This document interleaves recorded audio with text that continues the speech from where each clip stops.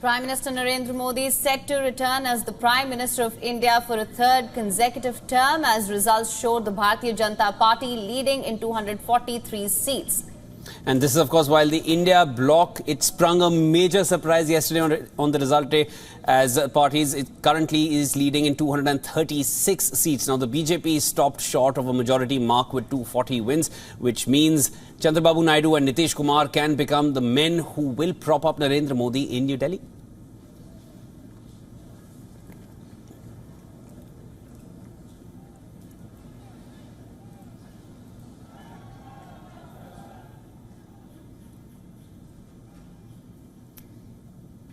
After reports emerged earlier in the day that the opposition bloc India has approached Bihar Chief Minister Nitish Kumar to make a comeback again to the alliance he initiated, it was confirmed later that the JDU president will be attending the NDA meeting scheduled to take place today. The Union Cabinet will meet today to take stock of the Lok Sabha election results and may recommend the dissolution of the current Lok Sabha. Prime Minister Modi will chair the meeting, which will begin at 11:30 a.m. On the other hand, the leaders of the India bloc are set to convene in Delhi today to strategize their next steps following a favourable outcome in the recent Lok Sabha elections.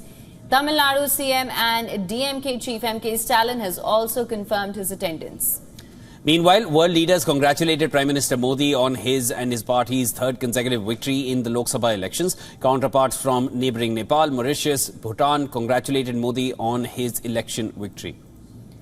Italian Prime Minister Meloni was one of the first ones to congratulate Prime Minister Modi. She wrote on social media platform X, I'm quoting here, "Congratulations to Narendra Modi on the new electoral victory and my warmest wishes for good work. Certain that we will continue to work together to strengthen the friendship that unites Italy and India."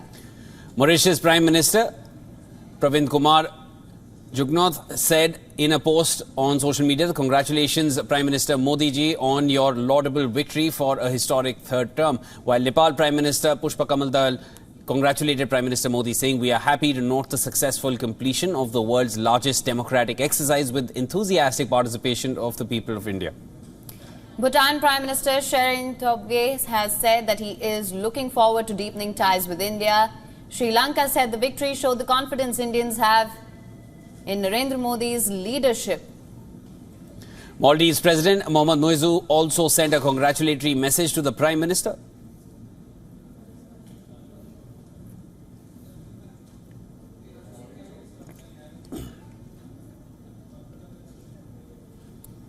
We're now being joined by Dr. Makaran R. Paranjpai, author and commentator. Sir, thank you so much for joining us once again. Always a pleasure to have you, of course. Of course, I want to begin by asking you, how do you assess the election results? We've seen some major upsets, as you of course know, for the incumbent and a resurgence of the opposition. What does this point towards? First of all, it's a victory of the Indian electorate. We focus too much on political power of leaders and on political parties, but it's the electorate which holds the real key to the election outcomes. We saw how most of the exit polls were wrong, and some of these pollsters even apologized and cried on television. Of course, they're not to be blamed personally. That's not the way elections go. But the electorate is the one that has come out on top. And the robust election counting and declaration mechanism show that India is truly one of the great democracies of the world.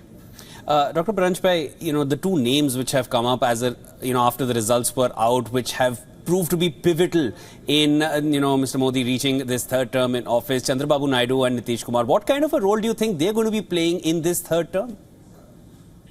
Well, they are obviously the kingmakers.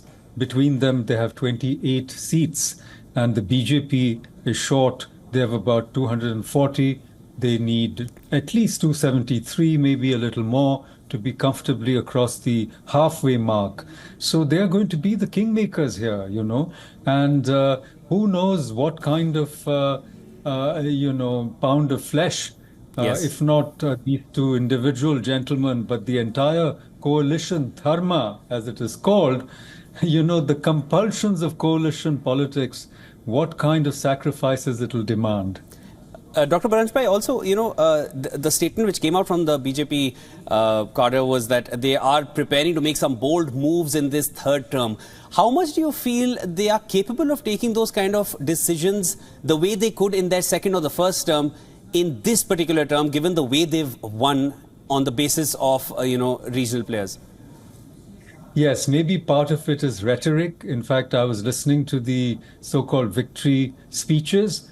And, for a moment, one thought that they have not even looked at the actual result numbers. But it's a part of the bluster, the confidence building. And let's not forget, they have actually won. They are the largest single largest party. Also, the alliance is comfortably over 272. But obviously, coalition politics is totally different. We've seen coalitions in the past, both UPA, NDA, Vajpayee-led, and then, of course, Manmohan Singh's, and even further back in the past. And you can't run them the way single-party majority governments are run. All right. Thank you, Dr. Baranjpai, for joining us. Of course, it was barely 24 hours ago when we were thinking that, okay, the numbers are going to come out and then the exit polls are going to be true. And then everything changed through the course of the day. Thank you so much for sharing all your insights. There'll be lots to discuss in times to come. We'll have a word with you again. Thank you.